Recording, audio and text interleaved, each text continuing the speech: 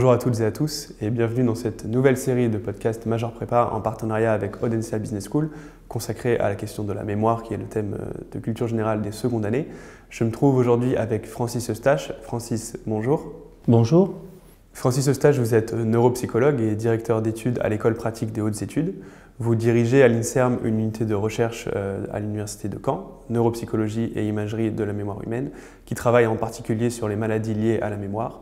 Et vous êtes également l'auteur de plusieurs ouvrages sur la question de la mémoire, notamment Les chemins de la mémoire, coécrit avec Béatrice Desgranges et publié aux éditions Le Pommier. Le troisième podcast de cette série est consacré au lien entre le temps et la mémoire. Si on associe volontiers la mémoire au passé, on occulte généralement son importance dans nos décisions futures. Alors, quand on pense mémoire, on pense souvent passé, ce qui est logique, et les grands écrits philosophiques, plus récemment les artistes, les films, insistent beaucoup sur cet aspect. La mémoire, le passé, et quand on perd la mémoire, on perd le passé. C'est vrai. Plus récemment, les scientifiques ont insisté sur une autre dimension de la mémoire, qu'on appelle la mémoire du futur ou la projection vers le futur. Alors, c'est une réflexion qui nous vient, comme beaucoup d'ailleurs de constructions théoriques sur la mémoire, ce sont des réflexions qui nous viennent des patients amnésiques.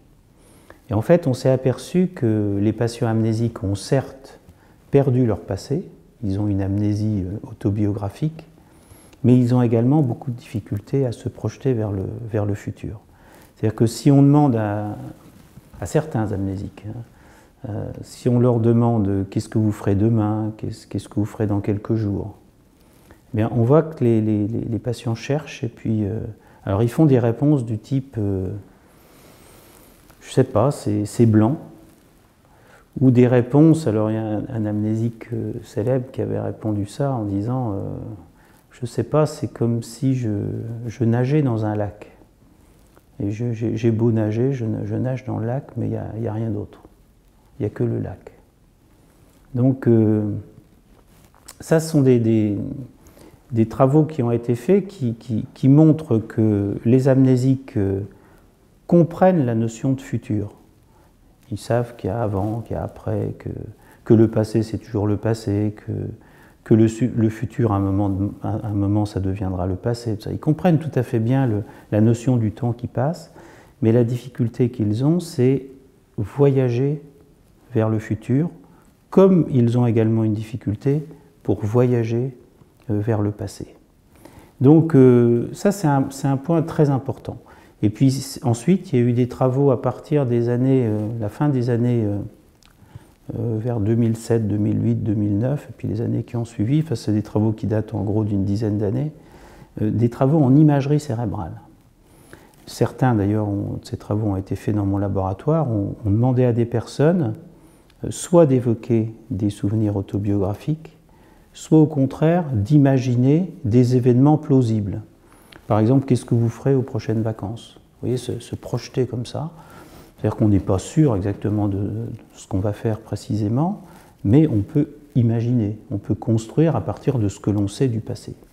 Et ce que l'on a montré dans tous ces travaux, c'est que les régions cérébrales qui sont activées, soit quand on va consulter en quelque sorte sa mémoire autobiographique, ou au contraire quand on se projette dans le futur, et on voit que les régions cérébrales sont quasiment identiques. Alors, ça nous a permis, nous neuropsychologues, de redéfinir un peu la mémoire. Qu'est-ce que c'est que la mémoire? La mémoire, c'est une sorte de jeu avec le temps. C'est-à-dire que je suis dans le présent, en fonction du contexte, ce que je vois devant moi, ce que je ressens, et en fonction de mes ambitions, de mes aspirations, qu'est-ce que je vais faire? Je vais d'abord me projeter dans le futur. C'est-à-dire que qu'est-ce que je vais faire? Je suis ici au présent, qu'est-ce que je vais faire? Je me projette dans le futur, et bien entendu, cette projection dans le futur, je vais l'alimenter par des représentations du passé, que ce soit des connaissances de mon passé, que ce soit des souvenirs de mon passé, ce que j'ai fait hier soir par exemple, qui va éventuellement influencer ce que je vais vouloir faire. Alors ça, cette vision de la mémoire, c'est très nouveau. Je pense que ça donne une puissance encore plus forte à ce concept de mémoire, parce qu'en fait, c'est une projection dans le futur qui va nous permettre de nous aider à prendre des décisions, de nous aider aussi dans des moments de créativité. Donc la mémoire, vous voyez, c'est pas simplement consulter le passé, mais c'est une partie du soutien à notre libre arbitre.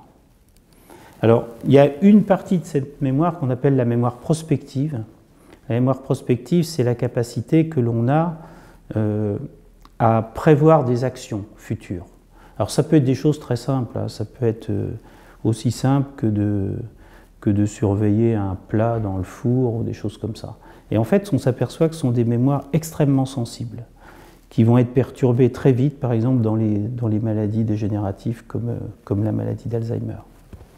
Alors, ce qu'il faut retenir de ça, c'est que, associé à la mémoire, il y a cette notion de voyage mental dans le temps. Et en fait, notre cerveau, il a comme particularité d'être, on pourrait dire, un grand voyageur, parce qu'il permet comme ça de voyager dans le temps, mais il permet également de voyager vers les autres. Le voyage mental vers les autres, c'est ce qu'on appelle la théorie de l'esprit. C'est la capacité que l'on a, tout du moins à tenter de comprendre les intentions d'autrui. Alors les intentions à la fois sur le plan cognitif, les pensées d'autrui, et puis également les états affectifs d'autrui.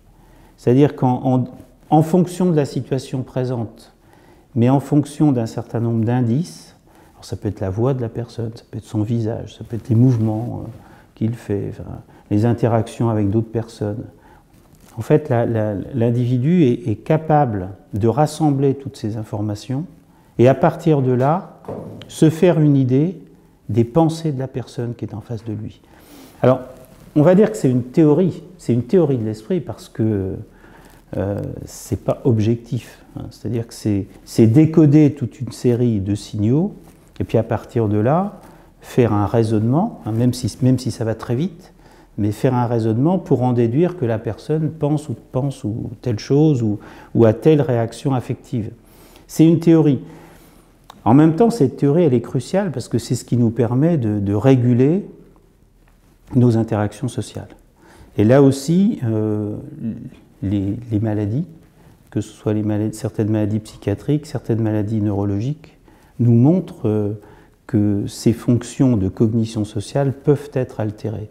Et donc c'est aussi très important de les comprendre de ce point de vue-là, parce qu'en fait, ce qui pose souvent problème pour le maintien, disons, dans la vie sociale des personnes qui ont une maladie psychiatrique ou une maladie neurologique, bien, ce sont ces difficultés en termes d'interaction sociale qui conduisent à des troubles du comportement. Qui conduisent à des troubles du comportement parce que les personnes qui interagissent avec ces patients ne comprennent pas, hein, ces troubles du comportement. Et quand on donne des grilles d'analyse, c'est déjà un moyen de rentrer en contact avec les patients et de les aider et puis de simplifier les relations sociales.